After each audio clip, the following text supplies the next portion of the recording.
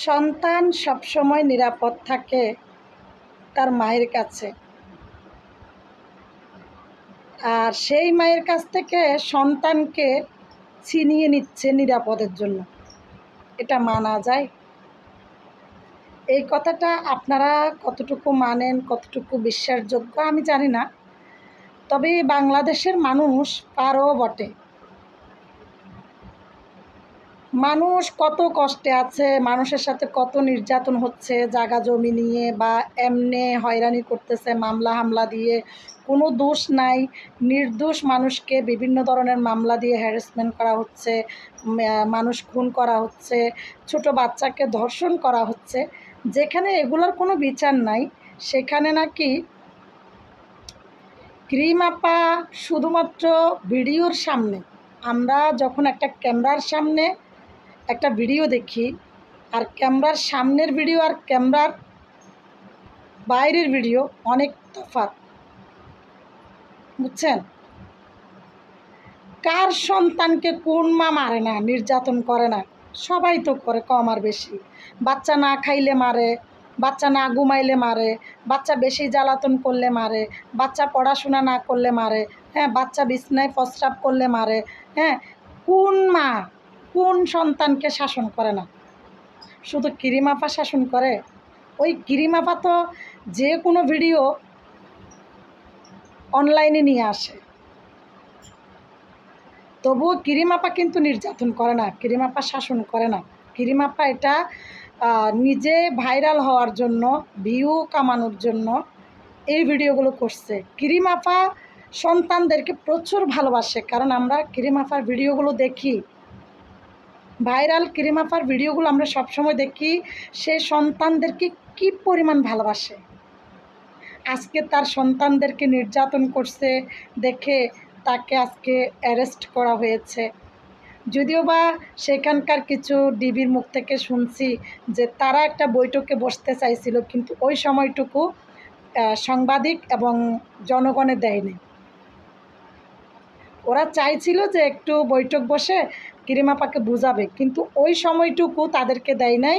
তারা একের পর এক নিউজ করতেছে, অনলাইন সোশ্যাল মিডিয়ায় ছড়াচ্ছে, এবং ওনাদের মেসেঞ্জারও নাকি একের পর এক ভিডিও ক্রিম আপার এডিট করে ওনাদের মোবাইলে দেওয়া হয়েছে। কারণ ক্রিম আপাকে অতি দ্রুত অ্যারেস্ট করতে হবে। ভাই, আপনারা পারেনও বটে, তো আমাদের বাংলাদেশের মানুষেরা পারেনও বটে যে মানুষটাকে এখনই ধরতে হবে, এখনও ধরতে হবে। আর এখন যখন ধরে নিয়ে গেছে, তখন হচ্ছেন দর্শন করছে এদের বিচার নাই, এরকম করছে এদের বিচার নাই, মার্ডার করে এদের বিচার নাই, যারা কাফল ভিডিও করে এদের বিচার নাই, যারা মানে কি বলবো নেগেটিভ ভিডিও করে তাদের বিচার নাই, অথচ ক্রিম আপার বিচার হচ্ছে। আসলে সঠিক বিচারটা, সঠিক আইনের গতিতে সঠিকভাবে চলার দরকার, কারো কথাই না। আইন সবসময় আইনের গতিতে চলবে। আমি আইনের প্রতি প্রচুর শ্রদ্ধাশীল, তো আমি আইনের সকল যত উপরেই হোক, সরকার থেকে শুরু করে যত আইনি পদক্ষেপ আছে সবাইকে সম্মান রেখে বলতেছি, একটু সত্যতা যাচাই করে। যেই মানুষটা একটা পরিবারের জন্য লড়াই করে, হ্যাঁ, সন্তানদের মুখে খাওয়ার তুলে দেওয়ার জন্য, একটা ছেলে মাদ্রাসায় ভর্তি করাইছে, এমনকি তার হাজব্যান্ডের কোনো ইনকাম নাই, তার হাজব্যান্ড দুইজন, এই যে আগে ছেলেটাকে সামলাইতো, এখন ছেলে তো মাদ্রাসায় চলে গেছে, বাচ্চাটাকে সামলায় কিন্তু তার হাজব্যান্ড। আচ্ছা, এই যে নির্যাতন নিয়ে তার হাজব্যান্ডের কোনো মাথা ব্যথা নেই, তার বাচ্চা কাচ্চার কোনো মাথা ব্যথা নেই। আচ্ছা, আপনারা যে বাচ্চাকে আপনারা উদ্ধার করেছেন, এই বাচ্চা কি মা ছাড়া থাকবে? বাচ্চা কোথায় শান্তি পাবে? আপনাদের কাছে শান্তি পাবে, না ওই নির্যাতিত মায়ের কাছে শান্তি পাবে? যার সন্তান, যার রক্ত, তার কাছে শান্তি পাওয়া যাবে। সে আপনাদের হাজারটা ভালোবাসা দিলেও, হাজার জনের কুলে চড়লেও তার মায়ের গন্ধ কোথাও পাবে না। তার মায়ের বিশ্রী গন্ধ হলেও ওই গন্ধটা ওই সন্তানের জন্য সুবাসিত একটা গন্ধ।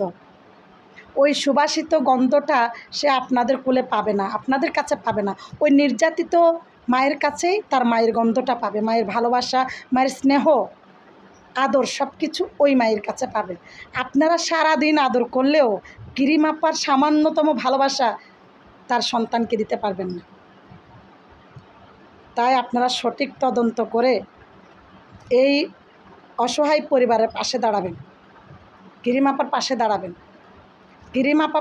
কিরিমাপাকে দ্রুত তার পরিবারে, তার ঘরে ফেরত দেয়া হোক। একদম অসহায়। যেই মানুষটাকে নিয়ে মানুষ ভাইরাল হয় সেই মানুষটাকে আজকে হাজতে ঢুকে দিছে। বাহ বাহ, কি চমৎকার! আপনাদের যারা কন্টেন্ট ক্রিয়েটর তারা কিন্তু এই কিরিমাপা কখন একটা ভিডিও পোস্ট করবে হা করে বসে থাকেন, ওই ভিডিওটা দিয়ে আপনারা ভিডিও করবেন। কারণ কিরিমাপার অনেক অনেক ভিউ, তার ভিডিও দিয়ে ভিডিও বানাইলে আপনারাও ভিউ পাচ্ছেন। আর আজকে তার বিপদে আপনারা পাশে নাই, ভাবতে অবাক লাগতেছে, ভাবতে অবাক লাগতেছে। একটা নারী কত সংগ্রাম করতেছে এই বাচ্চাদের জন্য।